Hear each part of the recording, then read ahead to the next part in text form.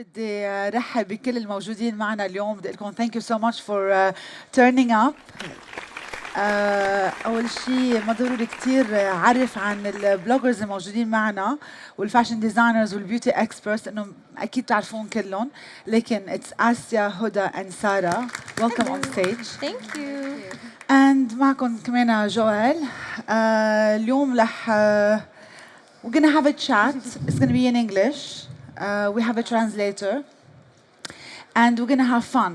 And we're gonna leave in the end about 20 minutes, an opportunity for you to ask us any question you like. And trust me, from my side, I'm gonna be super honest, and I'm sure the rest of the girls are gonna be just as honest as well with their.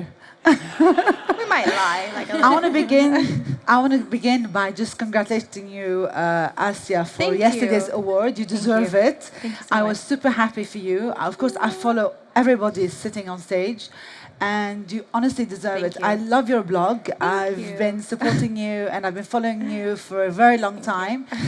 And I love your sense of humor as well. Thank you. I don't do well with compliments, so you're killing me here. And no, I want to continue. And I just want to say, I love the blog you wrote about me and Maison de Joël and Doha when you visited us.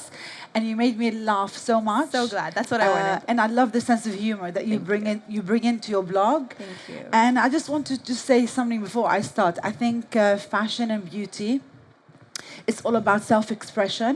Definitely. And it's all about having fun with fashion. Fashion shouldn't be so serious. Definitely. Of course, if we dress to go to the office, then we have to be super smart. But otherwise, fashion is about expression of someone's personality and their outlook on life. Definitely. And people should have many different styles throughout, the months and years and, as they get older. Definitely. So I'm going to start by saying that every question I would love the three of you to answer, because you've all got different stories that we would love you to share with us.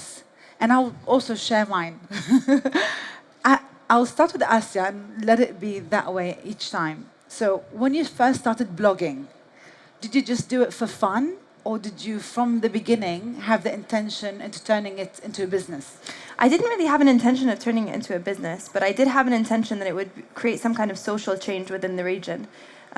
So when I began more out of frustration than anything else. I began because I was watching all of these beautiful fashion bloggers, and they were wearing such amazing clothes, but there was nothing that I could really wear. I couldn't adapt it to my region. I couldn't adapt it to my culture. And then, likewise, it was very difficult for women to kind of take that step and be at the forefront of what is fashion and be the face of it. We've had women that have put themselves on social media, but they kind of hide. Like they have that one picture of their eye, and like they don't show who they are, or they cut off their head. So I wanted it to be the step towards social change, that women really stand up and take ownership of all of their accomplishments. And so that was what it really was. So when did you realize that your blog was good enough to turn it into a business that it is today? I don't think I still have realized that. I know that sounds a little strange, but I think everybody overestimates what it is that my blog really is. I mean, it's a very balancing baby on one knee, typing with the other, But still, it's a lot of hard work. It is a lot of hard work, definitely. Yeah, definitely. But I potential as a business, some days, yes, I think wow, I'm going to do this, and then other days it's just kind of this is silly, I don't know what I'm doing. So, some days you're doing the right thing, and everyone follows you and loves you. And Thank you. Your blog was #1 because it has that fun and seriousness and education. So it has everything in one. So. I'm glad it comes across. Yes. Huda, tell us about your blog. Did you start at the beginning knowing it will be this big success? And did you know at the beginning you'll dedicate all your time for your blog? And did you know that you'll end up turning it into a business? I think when I first started, I definitely thought it was going to become a business. That was the whole purpose of it. I didn't know what kind of business, but like Asya, my goal was also to kind of help women in the region learn about beauty in our own terms. There's a lot of beauty bloggers out there, but they don't really look like us, or the products are out of reach for us, especially because there's a time difference when things are released. So there was definitely a goal in mind, and it was just to kind of create a beauty hub or a beauty kind of area where people could come for information specifically for Middle Eastern women.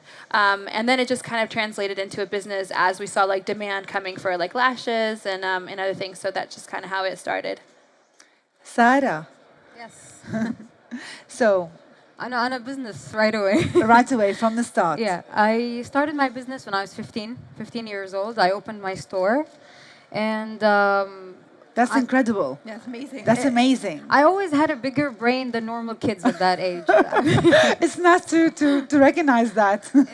I don't know, it is, but my goal of my business was to make Arabic women, Middle Eastern women, to feel proud of their traditions and to look beautiful in their own traditions, because I realized a lot of local women look good under their abayas. So why don't you look good with your abaya? You don't need to look good underneath the abaya. But at the same time, I wanted to keep it modest, because there's a message in the piece that I create, the abaya. So I don't want to destroy that, because it's a thin line. You cross it, then you're doing a dress. You know, that's what I started doing. Very well. Well, I'll just talk about my social media activity. I started after a business was built, and it was purely business driven. And with my social media, a little bit similar to yours, Asya, it's a bit of everything. It's a bit of fun, it's a bit of business, it's a bit of personal life. I take my fans with me on a journey to see how I live my life. In the West, they have paparazzi, so people are always seeing the celebrities, where they're going, where they're holidaying, what they're eating, which restaurants they like, which clothes they wear on a day to day. But in this region, thank goodness, we don't have paparazzis. But what I do is I've noticed that fans, they want to be closer to celebrities, and they want to know what they're doing. And as I absolutely have nothing to hide in my life, I like to share everything with my fans. But then on the other side, I have other platforms that are just business. So for Clinica Joël, Maison de Joël, and Joël Paris, I also take care of those social media platforms, but they are purely business. Mine is a mix, and I actually use mine to drive a lot of the traffic to the business platforms. So the next question, how do you create your content, and how much of a full job does that take out of your life? Creation of content I would say it comes from two areas. So what we're here to talk about really is that how fashion influencers work within the fashion industry. So they come from two sides. One would be what I create as content, what I see as what I want on my own blog. So what I'm feeling of the day, if it's motherhood, if it's what I'm wearing, if it's a quick outfit, those kinds of things are created content purely from my own side. And then there's the sponsored content, which is obviously something that you really have to be very careful with what you work with.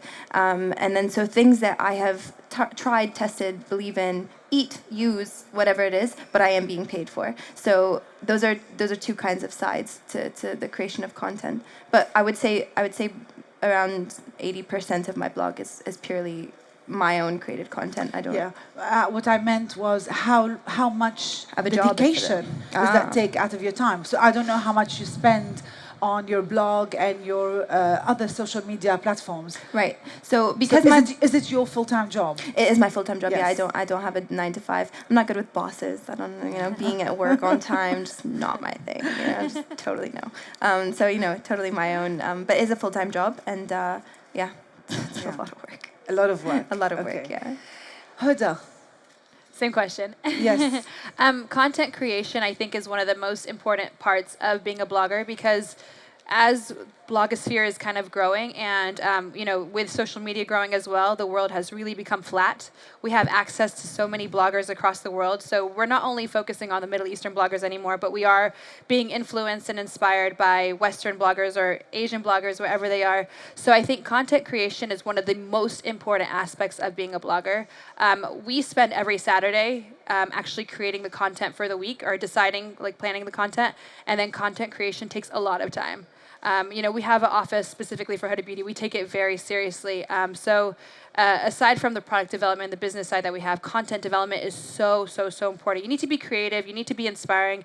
You need to be something that people, like, they need to come to your page and be like, oh my God, I need to see what she's doing. They can't just be like, oh, look, it's, it's this, it's that. It's the same thing. I've seen it before. And it's very easy as a blogger to kind of recreate the things that you've done a million times. We do it a lot of times.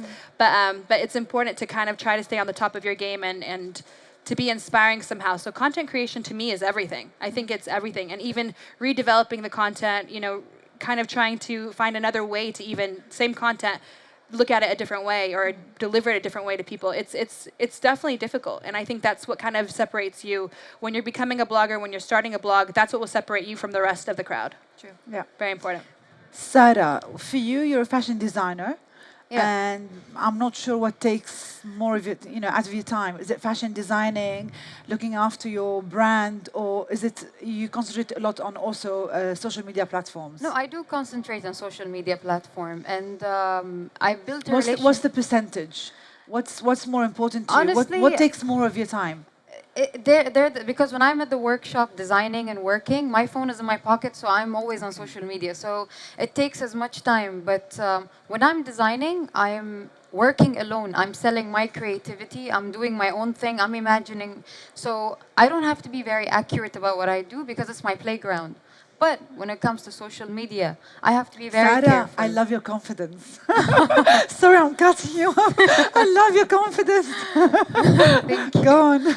But when it comes to social media, I've been on social media for almost 4-5 years, and I built a relationship with my followers. I'm not a blogger, but I do educate them because I feel when you have the power on social media, your voice is heard. You need to educate people. You need to give them information. You need to entertain them. So I felt like I was somehow a blogger, but not full-on blogger. Yeah. So, as they said, you need to. I take it very carefully because what I talk about, what I say, what I market, the places I go to, I need to be very careful because I have the power right now, so I need to use it carefully. So when you get the power, you should not lose the power. That's right. And this is very important. We should not lose ourselves. And since our voice is heard, our content should always be useful and educational at the same time. And the thing is, I got my followers used to me replying to every question they ask. Oh my God. Yes. Okay. So if it's 300 questions, they get 300 answers. It takes me 4 hours. I do it at night because I sleep very late. So I start at like 11 to like, let's say 3 or 4. I answer everyone because everyone is worth it. I will never ignore anyone in public, so why should I ignore them on social media? And if I didn't have time to answer them on social media, they have direct emails, they have everything, they will definitely get a reply. So it is a full-time job, and the content is very important because your voice is heard, so do not use it in the wrong way. Yeah. So that's... I have to say this is awesome because I cannot do what you're doing. This is fantastic. For me, I have to say that it's not a full-time job, but it's something that I think of every single day from the moment I open my eyes. I think, okay, what do my followers want to see today? Do they want to see what I'm doing before studio, during studio? Do they want to see if I'm going to the clinic, if I've had anything done, if I'm going to visit the salon? For me, it's something that stays with me every single day from the morning until I close my eyes. And sometimes I Instagram very, very late at night because I just think, why not? Let's just give them more content that is very personal. But yeah, maybe perhaps a little bit like you, it doesn't take a lot of my time, but this is amazing that you reply to everybody. It's incredible. You build honesty. You Yeah, build honesty this brings with me them. to a question actually, which I didn't prepare before. But since you reply to everybody, some people are super rude. And everybody's shaking their head. And, I'm all for love and peace and togetherness and sharing and helping. And I believe in what goes around comes around. So I never ever want to hurt anyone, not physically and not emotionally and not in any way. These people need more messages of love and peace, sent out to them. And I think it just comes from, we all know, it comes from jealousy. It comes from, but I think instead of sitting and being jealous, just get up and do something with your life. Because, you know, we were all born babies, but we all decide to take certain paths that make us more successful. And it's a lot of dedication and a lot of sacrifice. You know, we all sacrifice. You know, you've got your baby with you. Yeah, somewhere. Hoda's got a girl. Sarah, do you have any kids? It's cooking. Congratulations. Is that a scoop? That's amazing. Okay, so we have a scoop today. That's wonderful. So all I want to say is that, you know, we are all hardworking, and I'm sure a lot of women sitting here today, they are also hardworking. How can you reply to bad messages? And do you reply to bad messages? And do you block people? And I noticed on your Instagram, it's private. Since it's a business, why do you have it private? 98.9% of my followers are women. I filter. I choose the followers But they can that lie. I accept. If he's sick enough to lie, then Yeah, I mean, there are some sick people out there. No, but the thing is, there are rude people everywhere. In the beginning, I used to get so angry. I remember, I want to kill everyone. But then when I started, because I'm also a board member at the Chamber of Commerce, so being in the government, you gotta watch your actions and words, yeah? So I learned that if you ignore them, this is how you should deal with them. Otherwise, they think it's wrong to think just because no one sees you and knows you, you can be rude to people. You don't know what this person goes through. Everyone has a story. You can't just go bashing people around. And how to deal with it is to ignore it. Yes, I do block people who overdo it, but a lot of people who go like, oh, look at her lips, look at her head, I don't ignore it. I don't block these because I think these people... But you certainly don't reply. No, I don't reply. I don't reply. That's it. All right. I ignore. Okay, so we move on to collaborating with brands and events. It's not just brands. Is it done through you, or do you have an agent? And who decides on what to do and what not to do? And how is that different to when do you sometimes have the passion to support someone, not for money, but for love and respect? Definitely. For me, I have many channels that we can work with brands through. So for one, I have an agency that represents me in terms of what clients they bring on themselves. So clients that are not technically coming from my own, way. Like, sure. I don't pass them on. So they deal with that kind of aspect. And then those are kinds of like food and beverage and things like that. So they're different things. So I pick and choose really what I do with that. And then there are ones that come to me personally for like events and coverage and guest spots and coming out. And if it involves me leaving the country, I am paid for it because it's a leaving my child, and it's a little bit more. But out of in terms of doing things for no money, we do it all the time, and that's part of what Huda was saying. That's a big part of content creation. You wouldn't have any content to create if you were being paid for everything. No. So there are lots of times where big brands will contact you. They won't pay you for it, but they do want the exposure, and you want the association, and you do it out of the love for the brand and all of those kinds of things. Okay, I have that question later on, but I'll ask it now because you touched on that point. Do you ever worry that if you give a big brand a taste of Asia for free, they will want more for free and that they will never pay? Most definitely. Very big brands do not pay me, and it's because I know that I've kind of given them like, here you go, this is I'm doing it for free and it's fine and it's okay, and they do kind of like push to get a lot more content out of me than necessary, and I do kind of rein it in, and it's not but eventually I don't know if I'll ever be paid for big brands to work with, maybe, but do I enjoy doing it? Yes, so I don't mind doing it for free because I like the backstory to brands, cool. Like Ralph Lauren, I work with them very closely, and I love to hear about Ralph and his ranch and the stories, and he raises cows and he makes coffee, and like, yay, like this is awesome. So I don't mind, so it depends. Okay. It really depends on which one. Huda, same question to you. I mean, we definitely work with brands, of course, but I definitely think there's a fine line between how much you want to work with brands as well. I don't work with that many brands. I keep it super limited. And I want to say I'm a little picky, and I'm even maybe a little firm. I have actually a reputation of being really firm. So I don't mind that. A lot of times I will work with big brands, and there'll be some type of relationship where they'll give me something really great, and then I'll definitely be happy to work with them. But then I do end up, if it's a certain thing that they're looking for, very specific, then I don't mind actually telling them, like, look, this needs to be, you know, a type of project. We can work on that basis. I definitely think if you are a blogger and you're starting out and you want to make a living off of it, don't be afraid to ask for it. Depends on the brand as well. Like Ralph Lauren, oh my God, that's amazing. You know, so it really depends on what it is. I mean, Ralph is amazing. I would love to meet Ralph.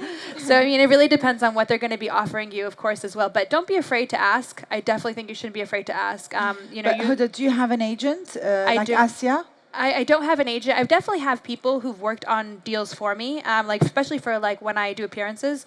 But I don't really do too many things. I keep it super limited because I also think that my personal belief is that, you know, when it comes to your brand longevity, you don't want to be everywhere. You don't want to do everything. You want to keep it, you know, down to the things that are really true to your brand, the things that kind of speak to your soul. So, you know, a lot of times I'll take on projects and I'll be like, okay, this is the last time I'm doing something like that. So, and I do recommend as a blogger, if you can make a living not working with so many brands, definitely do that because, you know, it gives you flexibility. Definitely. You know, you can say what you want to say, you can do what you want to do. So I personally prefer not working with brands if you can. So if you can find like some type of support within the household without working with brands, definitely try doing that as well.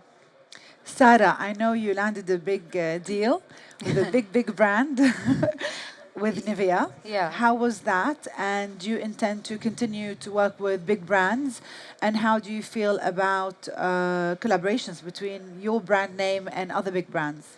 I've been approached by so many brands before, but because I have a very honest relationship and my followers know I'm very honest, I'm very vague. I don't care about anything. I'll just say the truth. So a lot of brands approached me, but I turned them down because they just wanted to use my platform, my voice, just to sell their products. I'm not going to do that. The first thing I say is, if I'm going to represent your brand, I got to use it for at least 6 months. For example, if it's products or anything, because I don't want to talk about something I'm not sure of. So with Nivea, when they contacted me, they said, we want you to be the first Middle East ambassador. And I was like, okay, which product from Nivea? Because we all use Nivea, we trust it, but there are certain products we've tried. So they said the black and white deodorant. And I was like, okay. They were like, listen, it's going to be a hard journey, you need to convince and talk, but it works. I said it's going to be easy because I actually use it. I've been using it for the past 2 years, so it's going to be easy for me. So it was something I already use. I'm also a brand ambassador for Natura Bisay in Middle East. So Nice. so that's this was my biggest deal that I've ever done. And when they approached me, they actually flew So that's your secret, Sarah. No, I've been their ambassador for 2 years now. I mean, that's the secret for looking so, you know, Yeah, that's the flawless. secret. Yeah. So when they actually flew from Spain here to meet me, and I was like, oh wow, that's huge, you know. And then I was like, why are you picking me? Why aren't you picking any famous person that is more famous than me? They said, because you have a story. So I like brands that have a story and can relate to your story. Sure. It's an honest brand. And then I said, look, I got to use it for 8 months. They were like, fine. So I used it for 8 months, signed the contract after I was sure that the products I'm going to talk about really does work. Yeah. So okay, it's good to do business out of this, because your effort shouldn't be taken for free. Yes. Especially if you're a local talent, they're going to say, oh, let's not pay the local talents, let's pay the foreigners or someone from outside. People shouldn't expect that from you. But when you pick something to sign a contract with or to represent, you gotta make sure it's the right thing, because all these years of honesty you built with your followers, you can lose it at one product. Of course. So it's very important. But there's something that's very important. I always support startups for free. I teach them for free from my own time. I give lectures for free for startups because I started young. It was not easy. Every time I asked for help, someone wanted something in return. So when I see a girl struggling, I'm not going to let her go ask for help and people asking stuff in return. So I will offer my time, my knowledge, because knowledge is free. So no matter how much you grow, seriously, no matter how much you grow, do not forget to be kind, because this is something that will make you different. Be you, be kind to these people. They need you. You are influencing them. Be an influencer, not just a person with numbers of followers. This is very important. So always support startups. This is what I do. You're amazing. You're amazing. Try. Okay, so thank you. I have a very similar philosophy to you, Sarah. Actually, I support a lot of young designers. I'm wearing actually something that was sent to me by a young up-and-coming designer.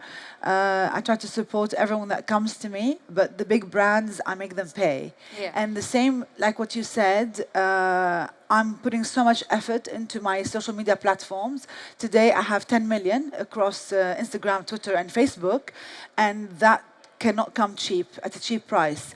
But also I'm very and super careful who I collaborate with. So I've been on television for 11 years, and you know, TV it's huge. Now social media is becoming huge, but you know, 11 years ago social media didn't really exist. So I had so many offers coming my way, and a lot of them were not serious enough. They just wanted me to spend a lot of my precious time away from my family to support that brand for not much in return. Yeah. And I was so happy that I played it smart even back then, not wanting the money. It's not about the money, it's about people paying for my time and my effort and my dedication, and you know, how I sacrificed my life to actually put in a lot of hard work. So at the time, 11 years ago, I couldn't be bought for money. And I waited 6 years until I landed my first deal with Max Factor. Now, Max Factor, to tell you the truth, maybe someone from P&G is here. If that went to someone else, I would have cried, because I've grown up being a makeup artist. I was a 5-year-old makeup artist. My mom's a makeup artist. It runs in our genes. And I've always watched the TV commercials, and it was always about the makeup artist. It was never about the model. And it was always like, Max Factor, the makeup of makeup artists. And I was like, oh my God, how famous are these makeup artists? They need to be to actually end up in this commercial. So yes, I do take my time, and I do wait for the right collaboration. And I cannot talk with passion about a brand that I don't like or don't respect. So I've been also with Pantene for the last 2 years, but the first time I met them was actually 4 years ago, when my daughter was just 3 months old. They took me to Japan, and I waited 2 years before I signed. I waited that long before I signed, but I have so much respect for the brand. I can stand here and talk about them for an hour with so much passion and so much respect. Also with Fresh Look, I was like, wow, you know, I'm going to be the ambassador, because I've been using the brand on me and all the contestants on the show. My producer, Rana, she's sitting here front row, and she knows we're not allowed to start filming without Fresh Look. Everyone gets Fresh Look.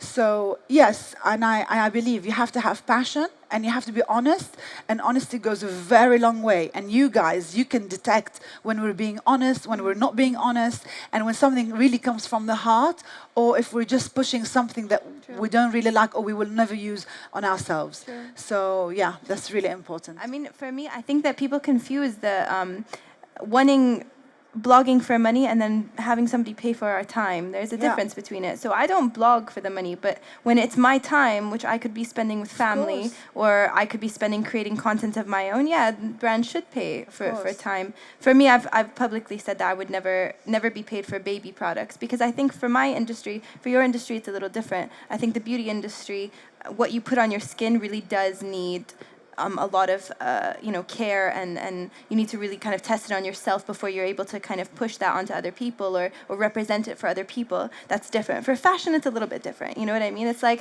if you like it, you wear it. If you don't like it, you don't have to wear it. You know, but I was paid for it. It's fine. But you know, now when it comes to me being a mother, my life has changed immensely because of it. So there have been a lot of brands that have come to me for baby products, to push baby products onto my Instagram accounts or across my social media, and I blatantly refuse them, because baby is a different thing. Asya, you know? what if it's a product that you if I believe want to in shout it, out about? For example, I shout out about them all the nappy time. cream that I would love to shout out about, because it's a healing cream, and I've used it on my son, and I don't believe in any other nappy cream apart from that nappy cream, and I use it again on Ella, and it works wonders. So if it's a brand that you like and you want to actually shout out about it, and that brand came along and said, we want you to, to front this product, would you still say no because it's your child? Or would you say yes, because I love this product, it works for me, and I want to shout out about it? I don't know. I've never really been put in the position, so that would be a really good question, actually. I'm not sure if it,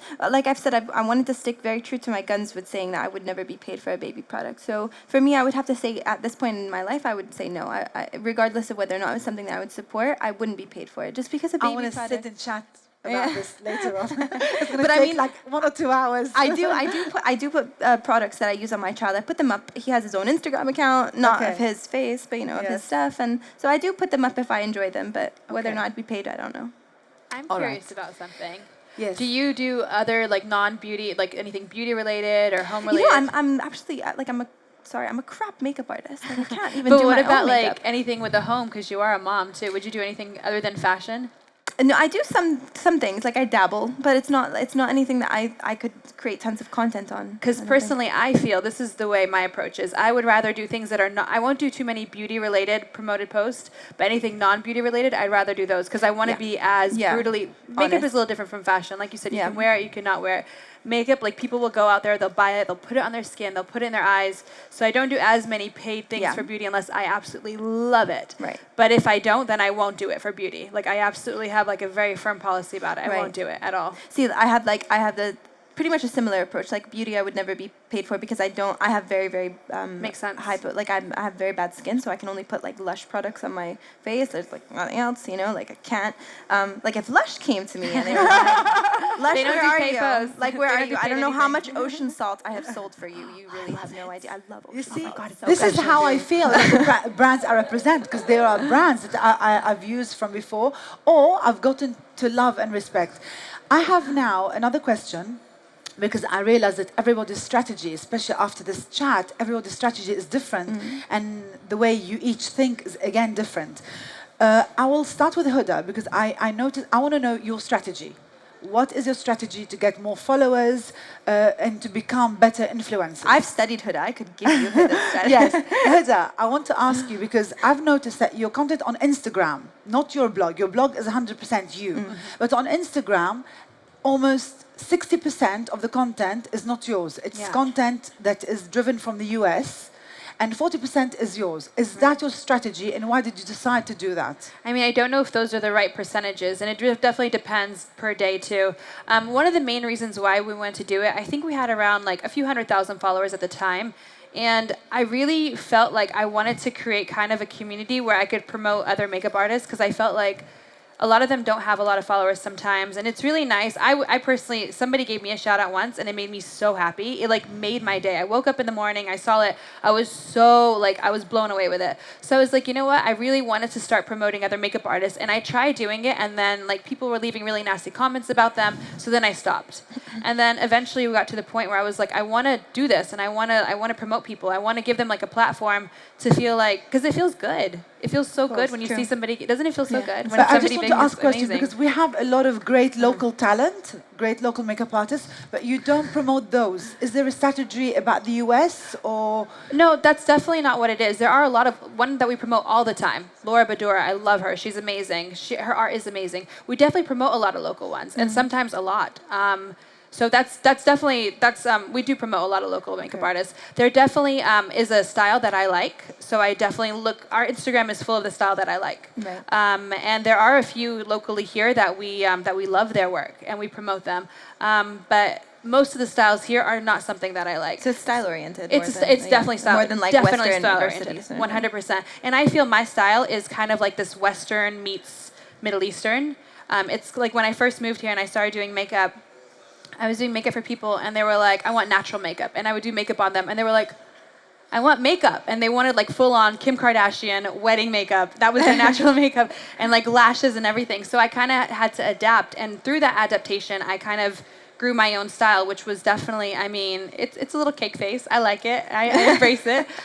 There's like contour, lashes, all those things that I'm obsessed with. So it's really about the style. And that's part of the reason why it's sometimes difficult to find people from the region. But there are some that we definitely feature a lot too. Okay. Sometimes even a few times a week. Yeah. Okay. Yeah, same person. Asia, what's your strategy? How did you build your blog? How did you build your social media platforms? And how do you think, and what's the future?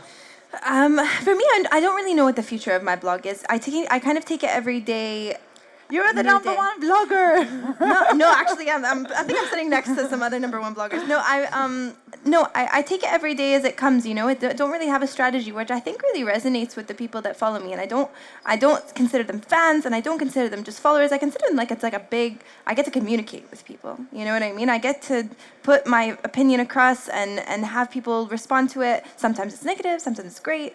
But my strategy is just to continue being myself and really respectful of my region. I understand that people are not always in agreement that I'm a covered fashion blogger, which is completely fine, you know. But I try to stay really respectful of the region that I come from, and I was raised half American and half Kuwaiti, and I think that I've found like a good middle ground where I can be respectful of my culture and my religion, and also be respectful of, you know, the things that my mother's culture has attributed to my growth.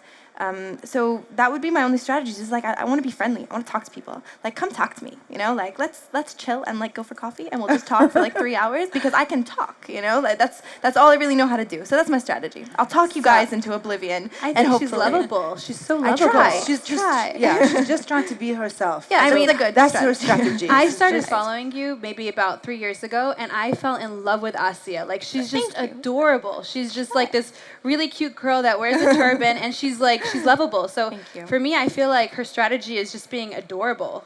Thank you so much, Asia. Sarah, what's your strategy? My strategy is just to be myself all the time, being available to people, answering their questions whenever they needed information. And actually, a lot of, like, I know a lot of designers, when people give them comments like, oh, you should do that in black, you should, they get angry. They go like, no, I know what I'm doing. So when people say that, no, I actually learn. And I thank them. And I go like, oh, thank you. You should have said that in a certain way. Thank you. Yes, I should have said that in a certain way. I should have put red in my abaya. I should. So just making them feel like they're important. I'll just tell you a very small story, because you never know when you're on social media. You never know, even if you have 200 followers, you never know whose life are you changing. How many smiles are you putting on someone's face? How many pervs and weirdos do you turn on or something? But the thing is, there was one girl. She doesn't have a lot of followers. She has like around 5,000 followers, and she's a friend of mine. And a lot of people ask her questions because she has very nice hair. So a lot of people ask her questions. There's this specific girl that always asks her, what did you put in your hair today? What did you do with your hair today? What? So she used to answer her in the beginning, but then she stopped. And then she came up to me. She's like, listen, Sarah, you know, I feel like she's going to give me a bad eye. Every day she's asking me about my hair. My hair started falling. عربيا. Yeah, you know. So then, yeah. So then I was like, answer her. You should always answer her, you know, because your hair has a different color every day. So answer her. She's like, no, she's just too weird. So then a month later, the girl sends me a message because she also follows me. And then she knows I'm going to reply. She privately writes for me, can you tell your friend I'm sorry? Because I think she hates me. I asked her so many questions. And I was like, no, my friend doesn't hate you. She's like, I just want you to tell her I'm sorry. I didn't mean to bother her, but I am a cancer patient and I lost my hair. So I just want to know, what can I do to grow it back? So if you knew everyone's story and everyone's life and everyone who writes you anything positive or asks you a question, if you knew, you never know what their life is. You never know what they've been through. That's why, to me, it's important to show them how important they are. So I think this is my strategy, being myself, being honest, and never breaking the honesty no matter what the price is. And just helping people, because nowadays, kindness started to disappear, and when you're kind, people think you're weird and they don't believe you anymore Or because they think kindness. you won something. Yeah. It's okay to be weird. This happens all the time. A lot of times, I always tell other abaya designers, I would like to help you promote your work. Oh, you want to copy our work? No, I don't want to copy your work. Kindness is so rare that it's taken in a very negative way nowadays.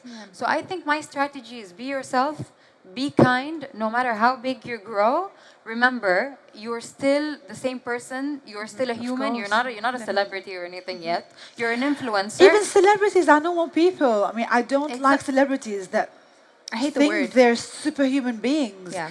And this is why Exactly. on my Instagram I share everything. I tell the world I have extensions. Yeah, You know, I exactly. do peeling. I'm overweight. I'm dieting. I'm doing this, that, and the other. I want to prove to everybody that I'm just still the same person Human. that I Yeah. was, 11 years ago, before I was even became famous. I don't understand when people become divas. For me, that's scary. horrible. Yeah. It's horrible, it's nasty. And what are they living? What's this bubble they're living in? And also, if they think they are so important, they know who they really are. So they are a disappointment to that image they've put out there. True. They're a disappointment. They can't even live up to that expectation, that person they've created in their own head. And they don't realize that people see right through them. True. They think that they are super smart and that they're fooling everyone. I'm so important. No one is important. I'm sorry to say this, but we all fart, we all burp, we all, you know. I don't do any of that. So we're all the same. We are all human beings. We are all the same. What makes us different is what's inside. Exactly. You know, what's inside, how, you know, how we want to live our lives and how we affect others. And I think it's really important to always remember that. And, you know, you said we're not celebrities. Celebrities is nothing. It's just a word. It's just people who are known, but they're not special people. And you know that, Joelle, you know that even if you're a celebrity or someone famous, who made you famous? It's these people. Of course, You yeah, we cannot owe it forget to that. everybody. But anyway, now, thank you so much for joining us. We're going to take questions from the audience, and I loved, you know, hearing your stories today, and they're also inspirational, and I'm sure your fans are going to, you know, love you for who you are as well. Let's hope. So, questions, please. Actually, I have a question. Did you ever consider having Arabic in your content?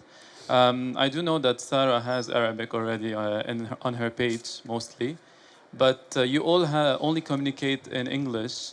And this is the Middle East, where we're having this summit for Arabs. Arabs, yeah. So did you ever consider writing in Arabic? I know it's challenging, but you might reach more ladies.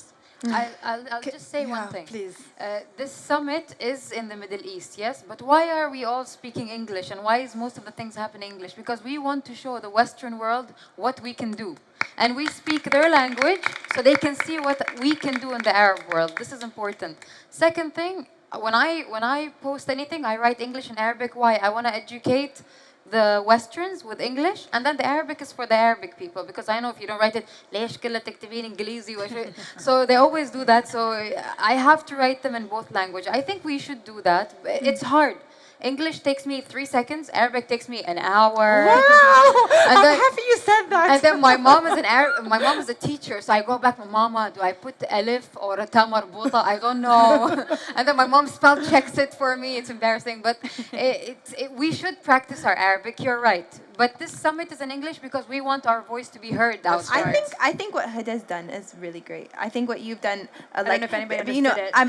I know. I mean, I really support it because my Arabic is really like subpar. It's better than mine. Best, you know, like it's not great. And my dad is like TV personality, fusha, like just perfect Arabic, and I'm just like fashla. So what I think you've done is really smart. I try to get my captions in Arabic and English, but I have to have my husband translate because no, you know, excuse me, I don't understand. So for what Huda does, I think is really great. Like she's learning Arabic. I'm learning Arabic. Yeah, that's part of the reason why I don't do Arabic, because I actually don't know it very well. But I mean, we did some YouTube videos in Arabic, and we got a really good response from that. So now we just translate all of them into Arabic, and we do subtitles. So I think it's definitely like what Sarah said. You know, you really do want to kind of show people in the West, because they have no idea about the Middle East.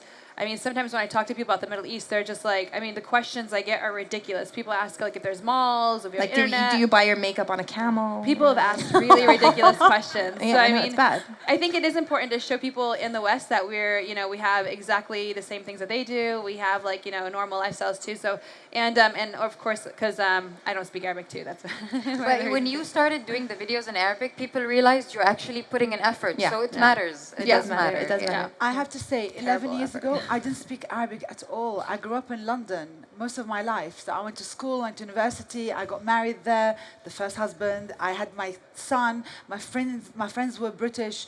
When I came to Dubai, I had to really learn Arabic really, really fast. At the beginning, they thought I was Russian trying to speak Arabic when I first appeared on television.